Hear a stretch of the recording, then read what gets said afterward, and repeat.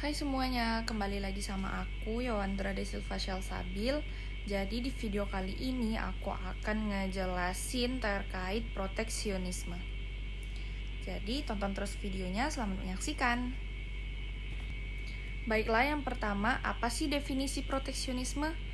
Jadi, proteksionisme itu adalah kebijakan ekonomi yang diambil oleh suatu negara untuk melindungi industri dalam negeri dari persaingan produk luar negeri. Kebijakan ini bertujuan agar produk lokal tetap bisa bersaing dengan produk impor, baik dari sisi harga maupun kualitas, dengan cara membatasi atau mengatur masuknya barang-barang dari luar negeri. Jadi sedikit sejarah terkait proteksionisme. Itu dari kebanyakan negara maju yang sekarang mendukung perdagangan bebas pernah menerapkan proteksionisme seperti penetapan tarif dan subsidi untuk mengembangkan industri mereka.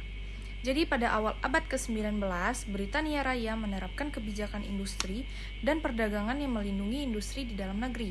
Sementara Amerika Serikat merupakan negara yang paling memproteksi perekonomiannya selama periode antara Perang Sipil hingga Perang Dunia Kedua, seperti yang disarankan oleh Alexander Hamilton. Jadi, untuk melindungi industri-industrinya, pemerintah Amerika Serikat tidak mendengarkan saran dari Adam Smith, David Ricardo, hingga Jean-Baptiste Say yang melihat pertanian sebagai sektor masa depan. Pada saat itu, Amerika Serikat memilih meniru Britania Raya yang sukses melalui kebijakan proteksi dan subsidi.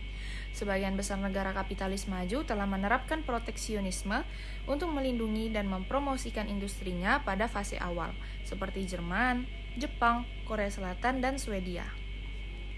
Baik, selanjutnya ada tujuan proteksionisme.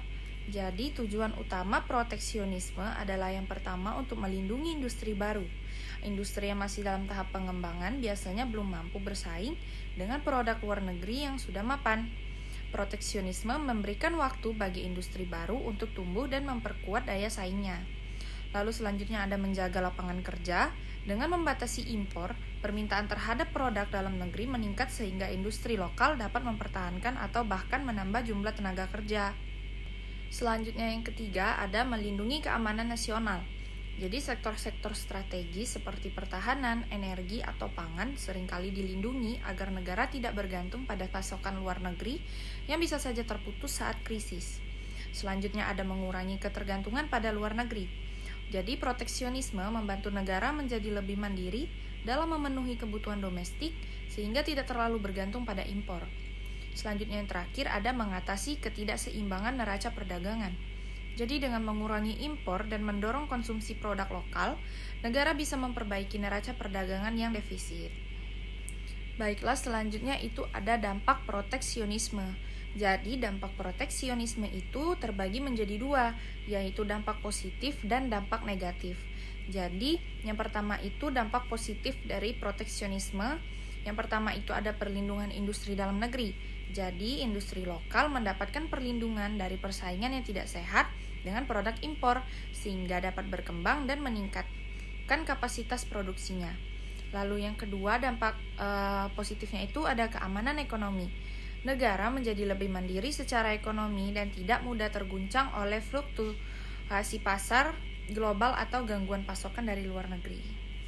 Selanjutnya dampak negatif dari proteksionisme. Yang pertama itu ada perang dagang. Negara lain bisa membalas kebijakan proteksionisme dengan menerapkan tarif atau hambatan dagang terhadap produk dari negara tersebut sehingga terjadi perang dagang yang merugikan kedua belah pihak. Lalu dampak negatif yang kedua itu ada peningkatan harga barang. Karena impor dibatasi, persaingan menurun dan harga barang dalam negeri cenderung naik sehingga membebani konsumen. Dampak negatif dari proteksionisme selanjutnya ada penurunan efisiensi ekonomi.